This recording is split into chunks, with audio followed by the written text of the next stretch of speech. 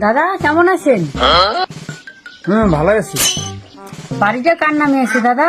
বাড়িটা আমার শ্বশুর মশাইয়ের নামে আছে। ও আচ্ছা, দাদা আপনার নামটা কি? আমার নাম তো নয়ন।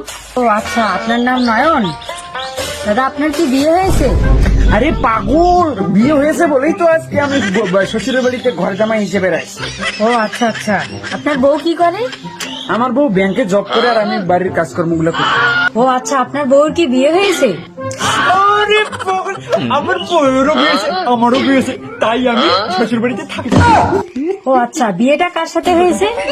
আরে পাগল, আমার সঙ্গে বিয়ে হয়েছে তাই তো আমি এখানে থাকি। আচ্ছা আচ্ছা, বুঝছি। আপনার শ্বশুরের বিয়ে হয়েছে?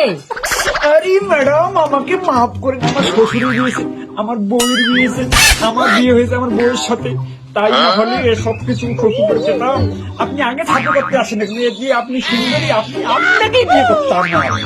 আপনি রাগ করতেছেন কেন? আমারও তো বিয়ে, প্রেমের প্রস্তাব দিচ্ছেন কেন? থাকেন আপনি, আমি চলে গেলাম। আরে ও ম্যাডাম, কিসের জন্য আসেন একটু বলে যান।